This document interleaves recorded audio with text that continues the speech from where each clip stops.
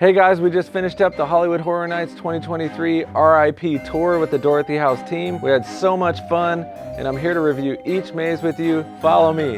It's a joke book, no pun intended, volume 2 by Will Livingston. The first maze we're gonna do is The Last of Us. Yeah, so right from the very start, it was super detailed, super immersive. The clickers were so accurate. That was probably the thing that stood out to me the most. That's what I love about Horror Nights, is that their detail is unmatched. Sometimes you can't tell the character actors from props. Like, that's how detailed and specific it was. And this was early in the night, but I mean, I'm freaked out right here. A clicker comes out of the hallway. I was like, you got it. It was incredible. There's just clickers everywhere, coming out from behind curtains, jumping over railings. Everything from the bricks to the curtains, the concrete, like different settings. This is a loaded clicker. They had one of those at the end, and he had this guy's head pulled all the way back and was eating out of his throat like it was roast beef or something like that. And I'm like, is that a prop or like a real person? I couldn't believe it. Honestly, I would say this is definitely one of my favorite mazes of the night. Next is gonna be the back lot, which is probably the longest portion of the RIP tour.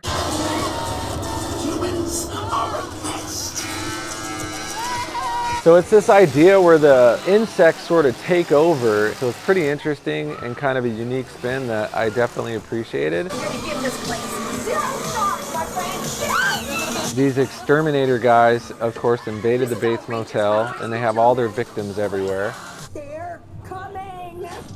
There's a Nope section. The theme is Nope, but it's also housed with characters from Us. I found it to be pretty scary. The character actors were great in that section. I love the red jumpsuits and the scissors. Like, that kind of idea is just creepy, you know? It's super good. I would say for Horror Nights, the area that they score really high in, two areas in particular, is the character actors are fantastic. I mean, spot on usually. And the details, the attention to detail, and the quality of the themes, the houses, is just unmatched, and that really shows in this area here. I can appreciate it when they come up with something that's totally original, create a whole story around it, and create an immersive experience around the whole thing. And so I was actually pretty impressed with this, and I did like it. Up next is Universal Monsters Unmasked, which was the best maze hands down. The horror fans were super into this one. I was really into this one. And some of the smells, you were kind of like, they were foul. I mean, I'm not gonna lie, they were definitely foul, but it was intentional. My love for the classic monsters, they just stand the test of time. Everybody loves them. They look cool on shirts. They're always good. And then there was a scene that was so graphic where a victim's legs were being pulled apart and strands of veins and flesh were shown. I mean, it was incredible. I put that one on Facebook and they shut it down because it was so graphic. They're like, you can't post this, you know? I was thinking about last year, I don't remember there being such intense scents. So there's a werewolf here eating someone's intestines, and he was totally chill with us filming him. He didn't care. This one in particular was super scary, extremely detailed, and absolutely brilliant. Everything from the visuals to the smells to the sound effects. I mean, they went all out. Up next is Chucky, who's sitting here with me now. He's excited to watch his maze again. I'm Chucky, and I'm your first Juliet. All right, everyone was pumped for this one because people had Chucky dolls all over the place. Chucky backpacks, Chucky outfits. So it seemed to be probably the hottest theme this year at Horror Nights.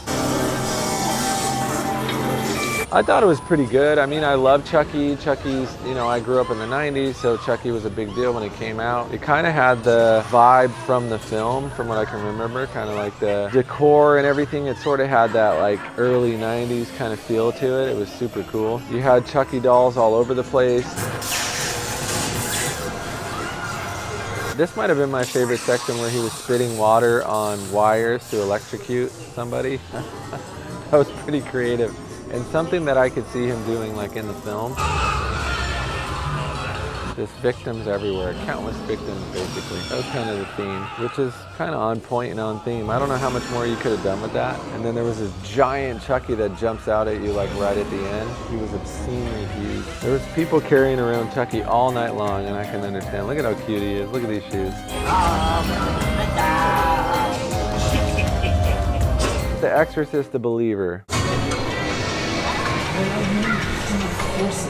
Yeah, so I think the idea is a possession of younger kids, but there's 2 of them instead of 1. I mean, I personally like the possession theme. I think it's one of the scariest themes because it plays on your mind. So I think anything that you think could happen or might happen scares you a little bit more.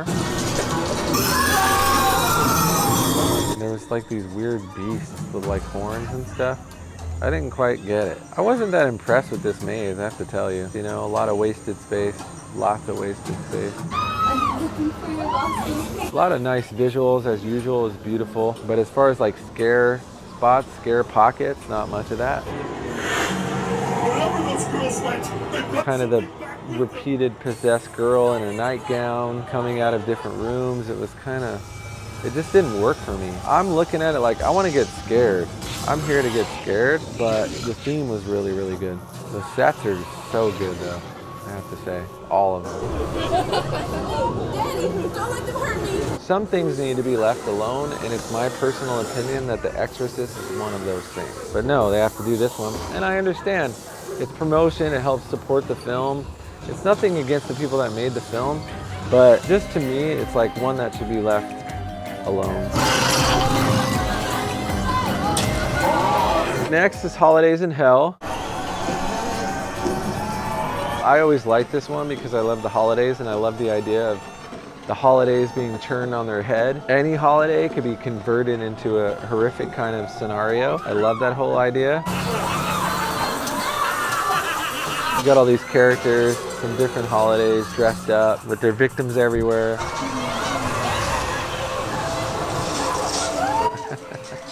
There's like people coming out of giant Easter eggs that were victims of the bunny from hell. And they get into Halloween. This is obviously the best part, considering it was Holidays from Hell. They were able to do a lot more with Halloween. And then the Thanksgiving table I thought was pretty cool. Everyone was dead. Santa Claus with horns coming out of his head. Elves, scary elves. That was pretty good. Up next is Stranger Things 4. I love the 80s. I love everything about the 80s. 80s houses, 80s movies, 80s themes, 80s everything. The barrier exists between our 2 worlds. Experimental doctor with blood all over his face came out to say hello. I mean, this one was good. I just thought the one in 2018 it just was big and it was like had more theme. Like, I don't know, it seemed like it was like twice the size. It just had more detail. Some of the mazes, the emphasis is more the visuals and the detail. All of them are like that, which I can appreciate and I think is brilliant. I think it's a mix of scary and quality. That's what I love about Horror Nights, is the quality is incredible. You definitely see that here, the attention to detail. It's super specific. They really pay attention to that. I personally feel that the earlier season of Stranger Things, Maze, was just better. Monstrous from Latin America. You will meet them. Heavy emphasis on scents. They were pumping scents in here. Every different set or every different room, there was just these foul smells. There was this angelic bird bloody angel that was like super creepy, that was like eating babies or something like that. It was definitely a freak show, this one. This scene I really liked. I thought it was super cool and detailed. There's this monster character pulls the spine out of a victim.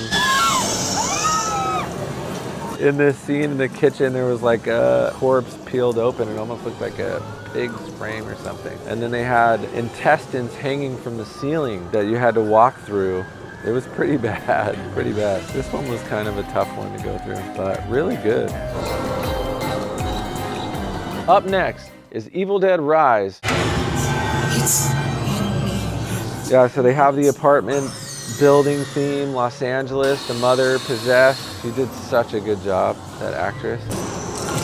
Bridget, what are you doing, huh? Yeah, so there's the kitchen scene with one of the kids after the kid got possessed, which was great. The details are just fantastic. It literally looks exactly like the movie. It's a little bit smaller because the setting was the apartment in the movie. They're like in a high-rise apartment building, so they were limited what they had to work with, I think, but they made it work for sure. You got the neighbors that have been possessed come out. Until innocence is destroyed. Yeah, and then at the end, just like in the film, there's this sort of merged, consolidated monster figure, which is all the possessed people together in one big blob of a monster to end it, just like in the film, which I thought was super creepy in the movie, but it definitely worked. It kind of freaks you out. We're super excited about this one. I was waiting patiently for this one, and I'm glad they did it, and it was brilliant.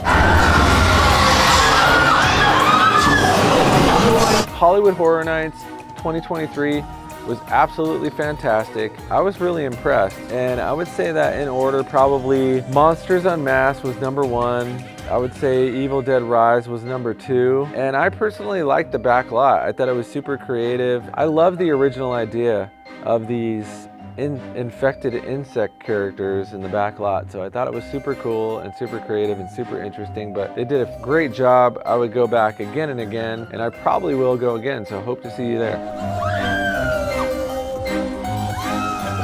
All right, Tucky. Well, it's always a pleasure to hang out with you.